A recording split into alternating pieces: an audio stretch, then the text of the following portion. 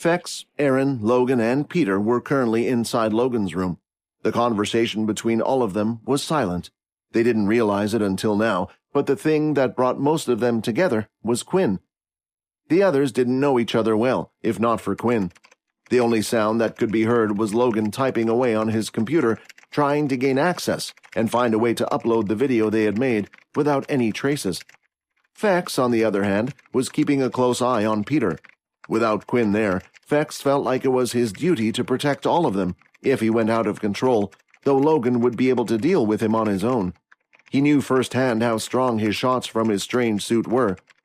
While looking deeply at Peter, Fex was trying to figure out just who Quinn was. Right now, he had two main theories. One of them was that he was a member of one of the 13 families raised here on Earth since birth, and reported back to the main families once in a while.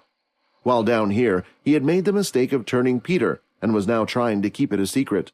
But the thing that threw him off with this theory was his ability, the shadow ability. His first thought was that one of the families was keeping it a secret.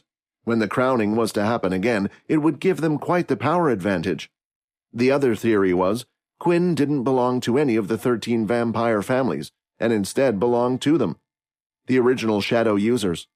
However, this theory of his was the most outlandish, since they were meant to be long dead. If the Vampire Council found out they hadn't all, then there would be chaos. Walking down the hallway, both Quinn and Vorden were making their way to the weapons class. Even on off days like today, Leo would often rest there, or practice his swordsmanship. It was hard to say that Leo was a workaholic, because he wasn't doing it for work reasons. But there were times when Quinn and others around him could see that Leo was obsessed with the blade, but even that wasn't quite right either. Leo was just obsessed with getting revenge against the Dalki. While walking around, they could see the panic in the soldiers' faces. The students, who were outside the campus and around the city, had been asked to come back and remain inside the school. There was strict border control being held just around the school, with a soldier surrounding the whole place in a circle. Even on their way to the martial arts hall, Quinn and Vorden were both questioned several times. The two of them now stood just outside the weapons hall, and Vorden hesitated before stepping in. "Quinn, this is the last chance. Are you sure? What do we do if he doesn't agree? I don't think we're strong enough to fight him." "Even if he doesn't agree, he's not the type to turn us in for protecting a friend. He'll understand, trust me." With that, Quinn stepped forward, full of confidence, opening the door into the martial arts hall. It was the weekend, so no students were inside, but Leo was there, standing in the middle of the room. Sweat was dripping down from his forehead, while his sword was still sheathed by his side. Even before the two of them entered the room, he was already looking in their direction.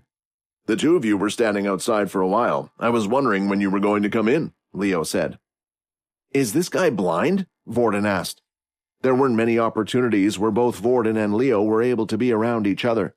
Vorden knew about the accomplishments he had made during the war, but sometimes the rumors would often be exaggerated. "I wonder if I could touch him," Vorden thought. As the two of them got closer, Leo could tell that the energy inside the two of them was disturbed, but while looking at Vorden, it seemed strange. Had he met this person before? Because right now, he was looking at a person who had two different flows of energy inside him. This was because Vorden currently held the fire ability as well as the invisibility ability. "Leo, I know you have already done me a huge favor by keeping my secret," Quinn spoke. "And because of this, I have decided to trust you with something else. I hope my hunch isn't wrong, and I hope you can help me." "I can't make any promises as I do not know what you wish to tell me," Leo said. "But as long as you are not in the wrong, you have nothing to worry about." When Leo spoke those last words, it gave Vorden a little shiver down his spine.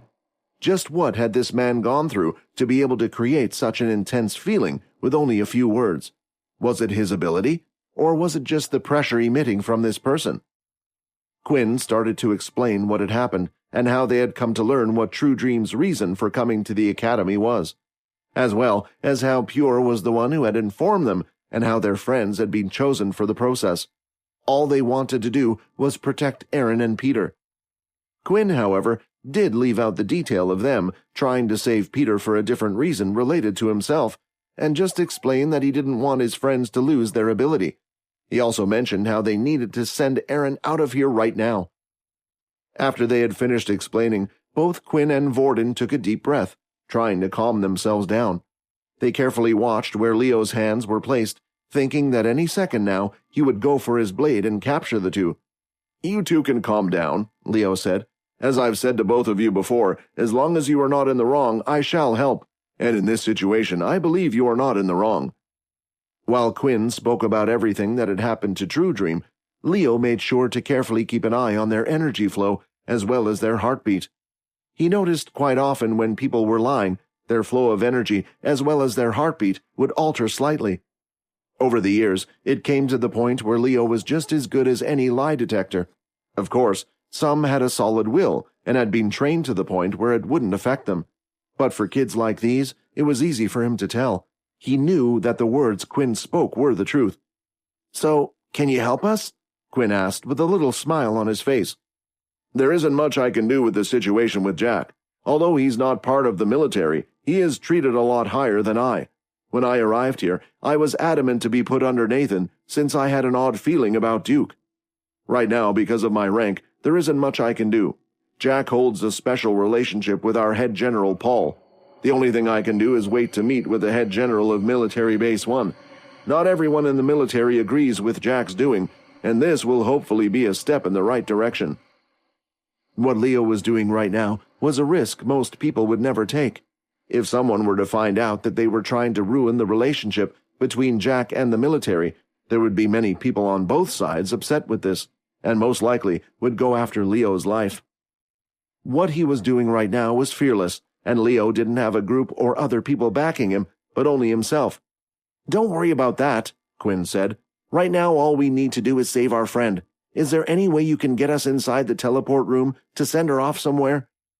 Leo started to think, which wasn't a good sign. It seemed like he asked a simple yes or no answer, but that didn't seem to be the case.